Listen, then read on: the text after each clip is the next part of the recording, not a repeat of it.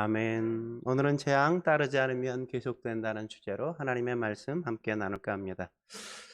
우리가 얼마 전 광주에서 일어난 아파트 붕괴 사건을 우리가 보지 않습니까? 얼마나 참혹한 사건이었나요?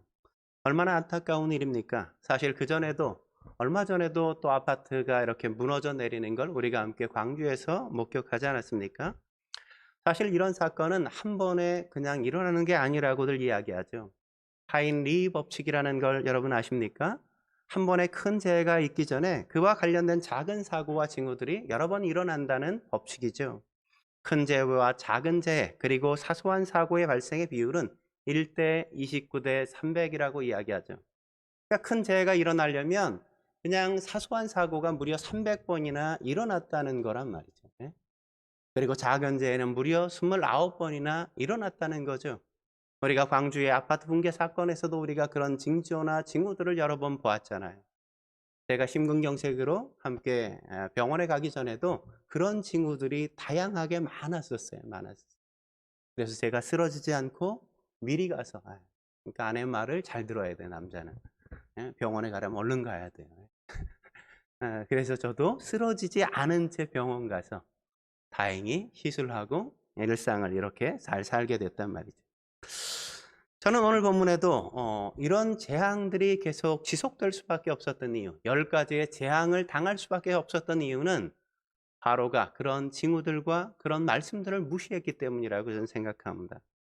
바로가 하나님의 말씀을 따랐다면 10가지의 재앙은 당하지 않았단 말이죠. 처음에 그가 순종했다면, 하나님의 말씀을 그가 따랐다면 그는 이런 재앙을 하나도 경험하지 않고 그는 살 수 있었단 말이죠.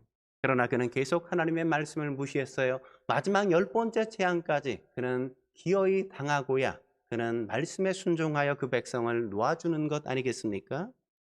저는 그게 10가지의 재앙이 우리에게 주는 교훈이라고 생각합니다. 출애굽기 오늘 7장 본문을 우리가 다루지만 사실은 11장까지의 내용을 오늘 우리가 함께 보는 겁니다. 저는 오늘 이 10가지의 재앙의 본문들을 보면서 우리가 개발적으로 거기에서 찾을 수 있는 교훈들을 우리가 함께 살펴보고자 합니다. 첫 번째는 재앙의 목적이에요. 왜 이 재앙이 임하게 되었는가? 하나님이 왜 이 재앙을 허락하신 것인가? 저는 세 가지의 목적이 있다고 생각합니다. 하나님의 능력을 계시하기 위해서란 말이죠. 하나님의 능력을 계시하기 위해서인 겁니다. 하나님의 능력을 보여주기 위해서 하나님이 재앙을 허락하셨단 말이죠. 출애굽기 8장 19절 같이 한번 볼까요? 8장 19절 읽겠습니다. 시작. 요술사가 바로에게 말하되 이는 하나님의 권능이니이다 하였으나 모세가 베풀고 있는 이 하나님의 이적을 애굽의 요술사들로 동일하게 흉내를 내지 않았습니까? 근데 그들이 흉내를 내는 데는 한계가 있었단 말이죠. 애굽의 요술사들은 모세의 이 위대한 이적이 하나님의 능력이었다는 사실을 그래서 확인할 수밖에 없었습니다. 모세를 통해 이적이 일어나고 하나님의 심판이 계속되어지자 요술사들이 바로에게 가서 뭐라고 얘기해요? 이것은 하나님의 능력입니다. 하나님 외에는 결코 이런 일들을 행할 수 없습니다라고 이야기하잖아요. 하나님이 하신 게 틀림이 없다고 그렇게 확인시켜 주지 않습니까? 이 요술사들의 배후에 사단이 있었다면 이건 놀라운 고백이라고 할 수밖에 없겠죠. 귀신들로 하나님의 능력을 알아내시는 거죠. 여러분, 무당의 권위로 어떤 성도들은 그렇게 예수를 믿게 되었다는 얘기를 우리가 듣게 되었잖아요. 그가 전부로 무당을 찾아갔는데 무당이 당신은 예수 믿어야 살 수밖에 없다고. 그래서 교회에 나오신 분들이 종종 있잖아요. 예? 우리가 무당이 굿하는, 용한 무당이 굿하는 데 가면 굿하다가 굿이 잘 안 되면 여기 예수 믿는 사람 있냐고. 좀 제발 피해달라고. 그렇게 얘기하지 않습니까? 예?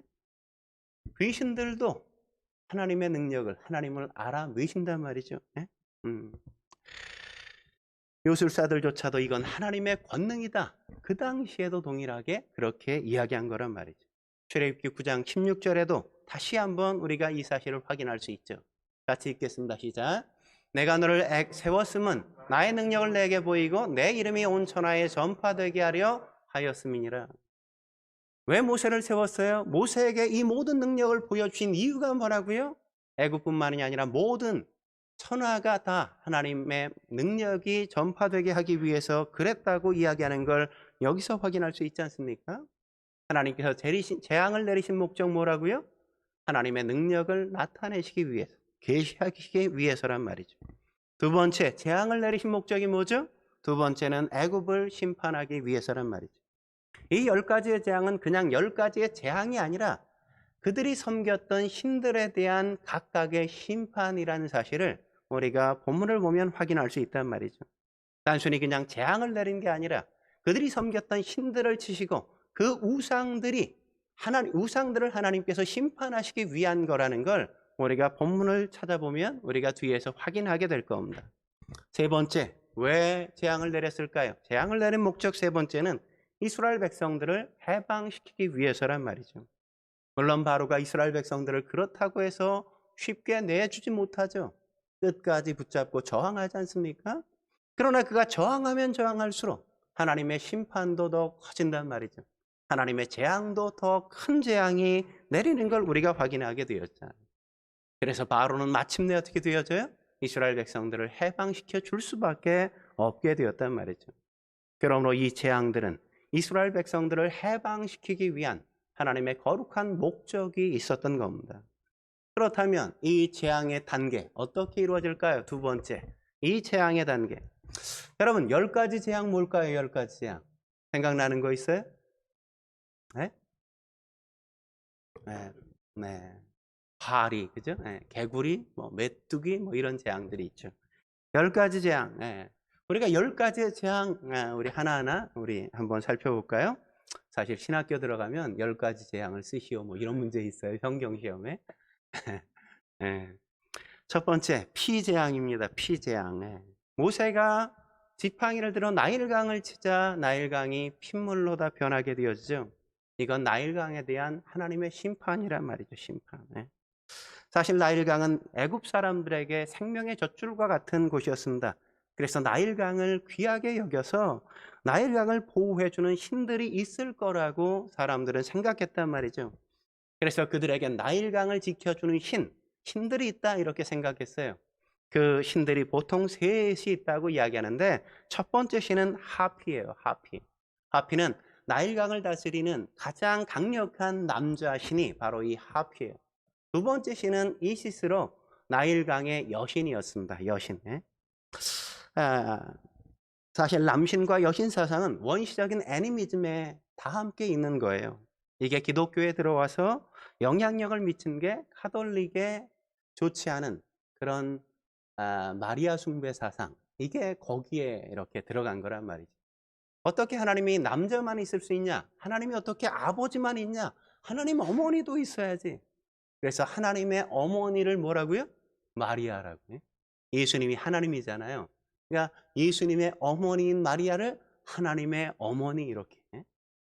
그래서 그렇게 숭배하게 된 거란 말이죠. 이게 아주 못된 거죠. 안 좋은 거죠. 마리아는 우리가 신앙인으로서 존경할 만한 대상은 될 수 있지만 그가 하나님의 자리에 앉을 수는 없단 말이죠. 없어요. 세 번째, 나일강을 지키는 신 누가 있어요? 그 신들 가운데는 크눔이라는 신이 있었단 말이죠.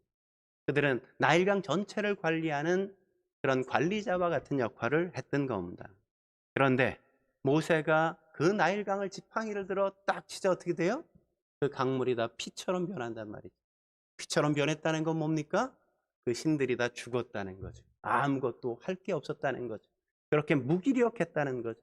하나님의 권능의 심판 앞에서 그 신들은 아무것도 할 수 없는 존재라는 걸 보여준 그 재앙, 그게 바로 피재앙인 겁니다. 두 번째 재앙 뭘까요? 개구리 재앙이란 말이죠. 개구리 재앙. 애굽 사람들은 개구리가 생식력이 좋아서 출산을 돕는 신이라고 그들은 생각했습니다. 그래서 애굽 사람들은 개구리를 먹지 않았어요. 개구리 요리가 있지 않았습니다. 왜냐하면 신이기 때문이죠. 인도에서 소 요리 못 먹잖아요. 참 불쌍하게 소도 다 차별을 받더라고요. 인도 갔더니. 물소는 또 먹어요. 물소는. 그냥 소는 안 먹고 물소는 또 해먹어. 진짜 사람만 차별이 있는 게 아니라 소들까지도 인간이 차별을 해. 그렇게. 그러니까 개구리가 신이니까 신을 먹을 수 없죠. 대표적인 개구리 신이 뭐냐? 헤케트예요. 헤케트. 원래 이 헤케트라는 단어는 100만, 무지무지하게 많다 이런 뜻이에요. 그러니까 다산의 상징인 겁니다. 다산의 상징인 신이 개구리예요. 여러분, 개구리 봄 되면 알을 낳는데 몇 개 낳아요? 셀 수 없이 많이 낳잖아요. 못 보셨나 보네. 예? 시커먼 게 그냥 여기저기 개구리 알이 얼마나 많은지 몰라요. 시골에 가보면. 예? 다산의 상징인 겁니다. 예? 왜 그래요? 고대에는, 그 시대에는 사실은 자녀가 재산의 상징이고 부의 상징이고 권력의 상징이었기 때문에 그런 거예요. 예? 많이 낳으면 우리 집안이 대단한 힘을 갖고 있는 거기 때문에 그런 겁니다. 그런데 그들이 그렇게 섬겼던 개구리가 도리어 그들에게 해를 끼친단 말이죠. 그들에게 축복을 가져다 줄 거라고 생각했는데 그 모든 개구리가 자신들에게 저주를 가져다 준 거예요. 그렇게 하나님의 심판이 그들에게 임했단 말이죠. 세 번째 재앙이 뭘까요? 이 재앙이에요. 이 재앙. 이 아십니까? 제 나이 또래만 되는 사람, 제 윗분들은 다 알 거예요. 예전에 머리에도 이가 많았고 그냥 내복만 입으면 겨울에 그냥 간지러워서 막 여기저기 물려가지고 얼마나 긁어댔는지. 밤에 자다가 막 긁다 보면 그냥 손톱에 빨간 흰피가 막 고일 정도로 그렇게 이가 많았단 말이죠. 이 재앙을 여러분이 경험해 보지 않아서 그래요. 애굽에도 이가 그렇게 많았단 말이죠. 이가. 이가 어떻게 해서 이가 생겼어요? 모세가 땅에 티끌을 치니까 그냥 땅에서 티끌이 전부 다 이로 변하게 되어지죠. 애굽의 땅은 뭘까요? 사막이잖아요. 사막. 그 당시 사막은 그들을 보호해주고 그들을 지켜줬다고 그들은 믿었던 겁니다. 그래서 애굽 사람들이 섬기는 신 가운데 세트라는 사막의 신이 있었던 거예요. 그런데 그 땅을 치자 그 모든 게 다 이로 변하게 되어진 거죠. 그들의 생명의 근원, 그들이 밟고 살았던 그 땅들이 자기들을 저주하는 저주가 되어버린 겁니다. 그들을 괴롭히고 그들을 고통스럽게 만들어버렸단 말이죠. 내가 섬겼는데 그게 도리어 나를 공격하고 나의 저주가 되었다. 그게 바로 이 재앙인 겁니다. 네 번째는 파리 재앙이죠. 파리 재앙. 언제부턴가 고향에 제가 이렇게 내려가 보면 소를 키우기 시작하는데 그냥 소를 많이 키우기 시작하는 거예요. 매년 갈 때마다 더 많이 키워.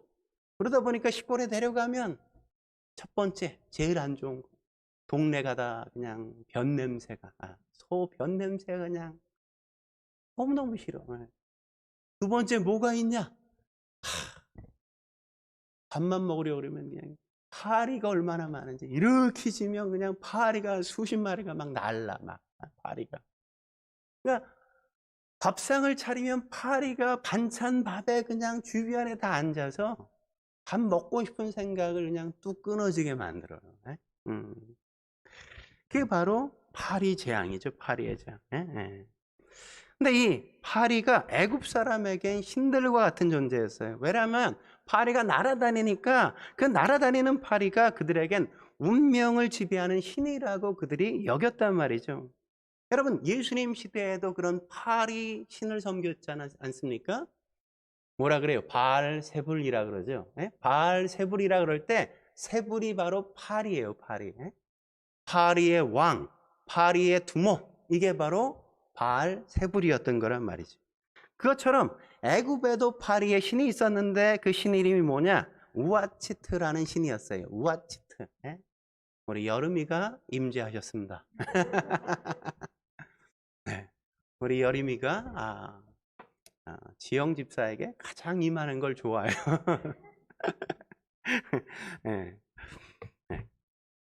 그런데 그들이 숭배했던 그 파리가 그들을 공격하고 그들을 괴롭히기 시작했단 말이죠. 그런데 놀라운 사실은 뭔지 아십니까? 이 파리가 어디를 공격하지 못하는지 아세요? 이스라엘 백성들이 살았던 고센 땅은 공격하지 않아요. 고센 땅엔 파리가 없어요. 그리고 모든 애굽 사람들이 사는 땅을 이 파리 떼가 덮쳤던 거란 말이죠. 그러니까 파리 신이 애굽 사람들을 공격하고 그들을 괴롭힌 거란 말이에요. 다섯 번째는 악질 재앙이죠. 악질 재앙. 3절 같이 볼까요? 3절 같이 9장 3절 같이 읽겠습니다. 시작. 여호와의 손이 들에 있는 내 가축 곧 말과 나귀와 낙타와 소와 양에게 더하여 심한 돌림병이 있을 것이며, 여기서 심한 돌림병, 그것을 예전엔 우리가 악질이라고 번역했죠. 그죠? 악질. 그 악질이 어디에 생겼어요? 가축들에게 생겼단 말이죠. 사실 가축은 애굽 사람들에게 있어 아주 신성시 됐을 뿐만 아니라 가장 소중한 재산, 목록이 바로 이 가축들이었던 겁니다. 저도 어렸을 때 꼭 소를 키웠어요. 근데 그 소를 언제 팔아요? 등록금 낼 때. 등록금 낼 때. 예? 가장 큰 재산이 소였어요. 소, 그 다음에 돼지, 그 다음에 개 이렇게. 그들이 재산이었단 말이죠. 가장 소중한 재산. 그래서 그들은 가축들을 신처럼 숭배했던 겁니다. 애굽 사람들이 숭배했던 신 가운데 가축을 보호했던 신, 그 신이 뭐냐면 핫솔이라는 신이 있었단 말이죠. 핫솔이라는 신, 숫소의 신, 아피스라는 신도 우리가 있었다는 걸 우리가 알 수 있습니다. 그런데 그들의 재산 1호로 생각했던 그 가축들에게 뭐가 생겨요? 악질이 생긴단 말이죠. 악질이 생겨 가축들이 죽어가는 걸 보면서 이스라엘 백성들이 뭘 생각했을까요? 우리를 보호해 준다고 믿었던 그 신들이 우리의 가축들을, 우리의 재산들을 다 이렇게 형편없게 만들어 버리는구나. 우리의 재산들을 다 무력화시키는구나. 그들은 그렇게 생각하지 않았겠습니까? 여섯 번째 재앙은 독종의 재앙이죠. 독종의 재앙. 이 독종이 누구를 공격했죠? 누구까지 공격했을까요? 애굽의 요술사들까지 공격했다고 성경이 이야기한단 말이죠. 사실 애굽의 요술사들은 요술을 부리는 사람이 아니라 사실은 치료사였어요. 의사였단 말이죠. 의사. 그런데 의사였던 그들이 치료해 주어야 되는데 그들이 도리어 독종이 생겨서 온몸이 괴롭게 되어지고 그들이 막 죽어나가니까 그걸 보았던 애굽 사람들이 뭐라고 생각했겠어요? 내가 믿고 의지했던 그들이 도리어 그렇게 무기력하게 쓰러져 가는구나. 저렇게 죽어갈 수밖에 없구나. 그들은 그렇게 생각하지 않았겠습니까? 그들의 건강을 지켜주고 병을 치료해 줄 거라고 생각했는데 도리어 그렇지 못했단 말이죠.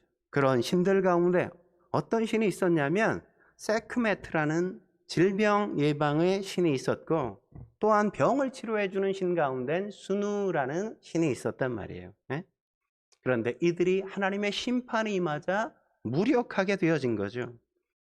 심지어 이 신들을 의지하고 이 신들과 교통하는 사람들까지도 고통스럽게 만드니까 도저히 우리가 이걸 신으로 섬길 수 없겠구나. 아마 그들이 그렇게 되었을 거란 말이죠. 일곱 번째, 어떤 재앙이 내리죠? 우박 재앙이 내린단 말이에요. 우박. 여러분, 하늘에서 우박이 막 떨어지면 어떤 일들이 있을까요? 어떤 현상이? 두 가지 현상이 있죠. 하나는 하늘이 어두워지지 않습니까? 날이 컴컴해진단 말이에요. 깜깜해져. 음산해지는 거죠. 그죠? 그리고 또 하나 어떤 일이 있죠?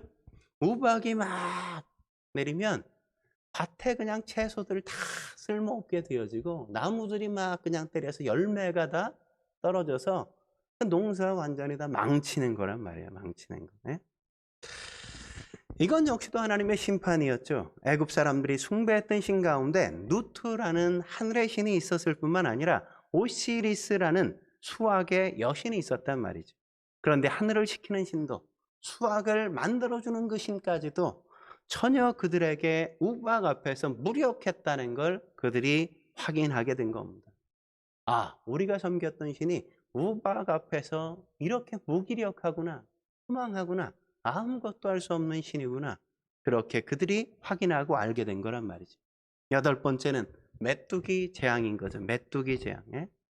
여러분, 메뚜기가 재앙이라는 거 우리가 아프리카 이야기를 듣고 알잖아요. 메뚜기 떼가 한번 싹 지나가면 어떻게 돼요? 남는 게 없어, 남는 게. 우박으로 1차 그냥 한번 먹을 게 싹 어느 정도 없어졌는데 그 다음에 메뚜기가 싹 날라와가지고 그 남은 것까지도 알뜰하게 다 먹어치우고 사라졌단 말이죠. 그 당시에 농작물이 완전히 다 전멸하게 되어진 거죠. 세라피스라는 또 세스라는 농작물을 보호하는 신들이 있었는데 그 신이 이 메뚜기의 재앙 앞에서 철저하게 파괴되어지고 무너져 버린 거죠. 메뚜기의 공격 앞에 그들은 그 어떤 농작물도 보호할 수 없구나, 지킬 수 없구나라는 사실을 깨닫게 만들어준 겁니다. 이게 바로 애굽의 우상에 대한 하나님의 심판이죠. 아홉 번째 무슨 재앙이에요? 흑암 재앙이에요. 흑암 재앙, 흑암. 태양이 떠오르지 않았든지 아니면 그냥 구름이 그 태양을 가려서 온 세상을 어둡게 만들었단 말이죠. 해가 안 떠. 얼마나 두려웠겠어요. 애굽 사람들이 가장 사랑하고 가장 자랑스럽게 여겼던 신이 뭐냐 하면 바로 이 태양신이었어요. 태양신, 레, 라 이렇게 이야기하는데 레와 라가 그렇게 하나님의 심판 앞에, 흑암 앞에서 철저하게 무기력하고 아무것도 할 수 없게 되었단 말이죠. 하나님의 심판 앞에 그들은 침묵해버리고 만 겁니다. 열 번째, 무슨 재앙이죠? 여러분들이 다 아는 장자가 죽는 재앙이죠. 장자가 죽는 재앙. 장자가 죽는 재앙의 이 심판, 누구를 향한 것일까요? 바로를 향한 거죠. 바로에 대한 심판이란 말이죠. 당시 바로는 신이었단 말이에요. 바로의 아들 장자 역시, 바로가 될 그 장자 역시도 신처럼 선언하고 백성들은 그를 신처럼 여겼단 말이죠. 바로는 태양의 아들이라고 불려지지 않았습니까? 그래서 그렇게 소중하게 바로가 여겼던 그 아들을 친 것이고 애굽의 모든 장자들을 다 치시면서 너희가 신처럼 여긴 바로는 더 이상 신이 아니라는 사실을 애굽의 모든 백성들에게 알게 만든 거란 말이에요. 왜 하나님이 이렇게 심판하셨습니까? 바로를 신으로 여기고 그의 아들을 신처럼 여겼기 때문에 하나님께서는 더 이상 바로가 신이 되는 것, 우상이 되는 걸 결코 허용하지 않으신 거란 말이죠. 우상은 반드시 무너지게 되어 있는 겁니다. 하나님은 결코 우상을 허용하시지 않는단 말이죠. 하나님이 가장 싫어하시는 게 바로 우리가 우상으로 만드는 그것이란 말이에요. 우리가 우리의 아들을, 우리의 딸을 우상화하게 만들면 하나님은 반드시 그걸 치실 수밖에 없다고. 우리가 재물을 우상으로 여기면 하나님은 그것을 치신단 말이죠. 우리가 그렇기에 그 어떤 것도 우리의 우상이 되지 않도록 만드는 게 중요한 겁니다. 우상이 되면 그 다음부터 하나님이 그걸 무너뜨리시고 그것을 허신단 말이죠. 하나님은 애굽의 모든 우상을 그래서 심판하실 수밖에 없었던 겁니다. 그래서 점점 더 큰 재앙으로 그들에게 임하신 거란 말이죠. 그렇다면 세 번째, 재앙의 결과 뭘까요? 재앙의 결과. 우리가 살펴볼 것은 하나님이 이렇게 심판하시는데 바로가 어떻게 반응했는가? 그걸 우리가 좀 살펴봐야만 합니다. 바로의 이 반응하는 태도를 보면서 사단의 전략을 우리가 여기서 확인할 수 있단 말이죠. 바로 뒤엔 사단이 있다고요. 하나님의 백성들을 붙들고 있었던 그 바로 뒤편엔 사단이, 악의 영이 역사하고 있었던 겁니다. 그러므로 우리가 바로의 반응을 보면서 사단의 전략이 무엇인지 우리가 확인할 수 있단 말이죠. 왜냐하면 사단의 전략은 지금도 여전히 변하지 않았기 때문에 그렇습니다. 재앙을 진행하는 동안 바로가 보여준 반응 네 가지가 있죠. 첫째는 뭡니까? 내 영역 안에 머물라 이렇게 반응하죠. 내 영역 안에 머물라 이렇게 반응한단 말이죠. 정말 그런지 출애굽기 8장 25절 같이 읽어볼까요? 같이 읽겠습니다. 시작. 바로가 모세와 아론을 불러 이르되 너희는 가서 이 땅에서 너희 하나님께 제사를 드리라. 하나님이 계속 재앙을 내리자 어떻게 했어요? 바로가 더 이상 참지 못하고 마침내 그래 그럼 가 이렇게 허락한단 말이죠. 근데 가라고 이야기하면서 뭐라고 이야기합니까? 제한을 두죠. 이 땅 안에서 너희가 하나님께 제사를 드리라. 여기 중요한 단어는 이 땅에서요. 이 땅에서. 원어를 보면 이 땅 여기서, 그러니까 멀리 가지 말고 이 안에서 내 앞에서 너희가 예배를 드려 이렇게 이야기하는 겁니다. 가긴 가지만 멀리 가면 안 돼. 그냥 내 영역 안에서 내가 보는 앞에서 내 품 안에서 너희가 하나님께 예배해 이렇게 말한 거란 말이죠. 여러분 우리가 예수님을 믿고 예수님께 헌신하려고 할 때 사단은 늘 그렇게 우리에게 이야기한단 말이죠. 믿기는 믿어. 하지만 자꾸 이 세상을 떠나려고는 하지 마. 예수를 믿어. 그렇지만 술은 끊으면 안 돼. 예수를 믿어. 근데 담배는 끊으면 안 돼. 이렇게. 예? 세상에 내가 그동안 했던, 즐겼던 그 모든 것들에서 제발 내 영역 안에 예수 믿는 건 괜찮아. 그거 하나 더 하는 건 그래 내가 허용해 줄게. 근데 이 세상은 내 품은 떠나면 안 돼. 이렇게 이야기한단 말이죠. 예? 이게 바로 사단의 첫 번째 전략이에요. 두 번째는 뭘까요? 어떻게 바로가 반응하죠? 너무 멀리 가지 마. 이렇게 얘기한다고. 너무 멀리 가지 마. 출애굽기 8장 28절 같이 읽어보죠. 28절 시작. 너희가 너희 하나님 여호와께서 광야에서 제사를 드릴 것이나 너무 멀리 가지는 말라. 예. 조금 달라지지 않았습니까? 이 땅에서 이렇게 얘기했잖아. 여기를 떠나면 안 돼. 내 통제 영역 밖으로 나가면 안 돼. 이렇게 얘기했잖아요. 근데 재앙이 또 계속 되어지자 조금 바뀌어서 뭐라고 얘기해요? 그래, 이 땅을 떠나는 건 허락해 줄게. 근데 내 영역을 떠나는 건 괜찮지만 내 영역을 떠나 너무 멀리 가는 건 허락할 수 없어. 응? 너무 멀리 가지 마. 이렇게 얘기하잖아요. 응? 가끔 부부들 가운데 아내만 예수를 믿게 되어지고 신앙을 갖게 되어져서 남편과 함께 신앙생활 하다 보면 이성적인 남편이 그렇게 얘기할 때가 있잖아요. 아, 교회 가는 건 좋은데 미치면 안 돼. 푹 빠지면 안 돼. 너무 깊이 들어가면 안 돼. 이렇게 얘기하는 걸 우리가 보게 되었잖아요. 여전히 지금도 사단은 변함없이 너희가 신앙생활하는 건 괜찮아. 근데 일주일에 한 번만 가야지. 일주일에 두 번은 너무하는 거 아니야? 주일 예배만 드리면 됐지. 뭘 그렇게? 어? 그러면 안 되지. 이렇게 얘기한단 말이죠. 이렇게 얘기해. 믿는 건 좋지만 너무 깊게 빠지면 안 된다고 그렇게 얘기하는 사단의 음성이 있잖아요. 여러분, 주님께서 어제나 오늘이나 내일까지 영원히 동일하신 것처럼 사단 역시도 어제나 오늘이나 내일까지 영원히 동일하단 말이에요. 그들은 우리가 하나님 앞에 너무 가까이 나아가는 걸 원하지 않는다고요. 세 번째, 어떻게 반응합니까? 자식들은 놓고 가. 이렇게 얘기하죠. 자식은 놓고 가. 이렇게 얘기한단 말이에요. 출애굽기 10장 9절 10절 같이 한번 읽어볼까요? 9절 10절 읽겠습니다. 시작. 모세가 이르되 우리가 여호와 앞에 절기를 지킬 것인즉 우리가 남녀노소와 양과 소를 데리고 가겠나이다. 바로가 그들에게 이르되 내가 너희와 너희의 어린 아이들을 보내면 여호와가 너희와 함께 함과 같으리라. 보라, 그것이 너희에게는 나쁜 것이니라. 무슨 얘기를 하는 거예요? 계속 보내달라고 이야기하니까 그래, 그러면 가. 멀리 가는 것도 좋아. 이 땅을 떠나는 것도 괜찮아. 근데 너희만 가고 너희 자녀들은 데려가지 마. 여기에 넣고 가. 걔네까지 뭘 고생시키려고 그래. 이러면서 자녀들은 데려가지 못하게 만들잖아요. 여러분, 우리가 다음 세대를 잃어버리면 기독교의 미래도 없는 거란 말이죠. 한국교회 역시 유럽 교회들처럼 점점 더 노령화되어지고 있는 걸 우리가 확인할 수 있지 않습니까? 청년부가 사라지고 청소년부가 없어지고 주일학교가 문을 닫고 어른들만 나와서 겨우 예배드리는 교회들이 수두룩하단 말이죠. 이렇게 되면 안 된단 말이죠.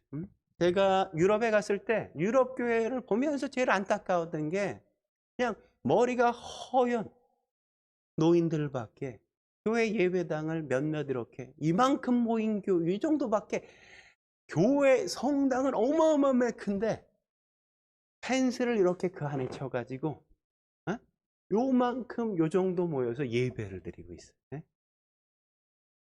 아이가 없어요. 청년이 없어요. 청소년이 없다고. 교회가 그렇게 되는 건 교회 미래가 사라지는 거예요. 물론 어른들도 계셔야지. 젊은 부부도 있어야지. 그러나 청소년도 있고 아이들이 많아야 교회에 내일이 있는 거란 말이죠. 사단이 자기 전략이 잘 먹혀들지 않자 뭐라고 이야기하는 겁니까? 믿는 부모, 그래 너희는 내가 포기할게. 근데 니네 아이들만은 내가 포기할 수 없어. 너희들의 아이들은 놓고 가. 이렇게 얘기하는 거란 말이죠. 아이들의 선택을 존중해 줘야지. 왜 너희들이 걔네들의 선택을 그렇게 무시해? 얘네들이 선택할 수 있게 놔둬야 되는 거 아니야? 왜 부모가 함부로 강요해? 이러면서 사단은 끊임없이 우리들을, 아이들을 포기하게 만든단 말이죠. 그건 역시도 사단의 전략인 겁니다. 네 번째, 뭘까요? 네 번째, 너희들의 재물은 놓고 가, 이렇게 얘기한다. 너희들의 재물은 놓고 가. 10장 24절 같이 읽어볼까요? 24절 읽겠습니다. 시작. 바로가 모세를 불러서 이르되 너희는 가서 여호와를 섬기되 너희의 양과 소는 머물러 두고 너희 어린 것들은 너희와 함께 갈지니라. 장자의 죽음이란 심판, 그 재앙 직전에 바로가 뭐라고 이야기하는 겁니까? 그래, 다 데려가. 너희 자녀들도 데려가는 것도 괜찮아. 근데 너희의 재산만큼은 가져가면 안 돼. 너희 소와 양은 놓고 가. 이렇게 이야기한단 말이죠.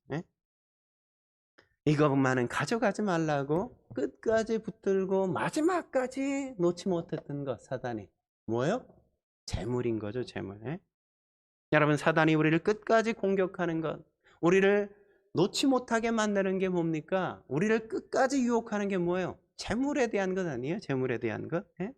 시간도 드리고 마음도 드려도 좋아. 근데 다 드려도 좋은데 너희들이 재물만은 포기할 수 없어. 이렇게 얘기하잖아요. 끝까지 사단은 재물을 붙들고 늘어진단 말이죠. 사람들이 가장 집착하는 게 뭐예요? 뭐니 뭐니 해도 머니가 최고다, 이렇게 우리가 생각하는 것 아닙니까? 돈이 제일이잖아요. 돈이 가장 크잖아요. 여러분, 물질로부터 자유롭지 못하면 그 어떤 헌신도 온전한 헌신이 될 수 없단 말이죠. 여러분, 여러분이 드리는 헌금도 마찬가지 아닙니까? 믿음이 없이 헌금을 드릴 수 있을까요? 드릴 수 없잖아요. 드릴 수 없어요. 그래서 믿음의 성숙과 헌금은 비례하다고 이야기하는 말은 사실일 가능성이 크단 말이죠. 얼마나 많이 드리느냐가 아니라 내가 하나님 앞에 마땅히 드려야 될 그 퍼센테이지만큼 하나님 앞에 드리고 있는가, 그걸 이야기하는 거란 말이죠. 물질의 헌신이 곧 마음의 헌신을 드러내는 것이란 말이에요. 하나님을 사랑하는 걸 물질로 표현하느냐 그렇지 못하느냐, 그게 헌신의 마지막 테스트인 겁니다. 궁극적인 테스트란 말이죠. 사단은 이걸 붙들고 늘어지죠. 그것만은 결코 포기하지 마, 이렇게 우리에게 이야기한단 말이죠. 그러나 여러분, 물질로부터 자유하기 시작하면 인생이 그렇게 자유로울 수 없단 말이죠. 그걸 놔봐야 돼요, 하나님 앞에서. 그러면 마음이 그렇게 편안할 수 없단 말이죠. 여러분, 자유로워져야 한다는 게 가난해져야 한다는 건 아니에요.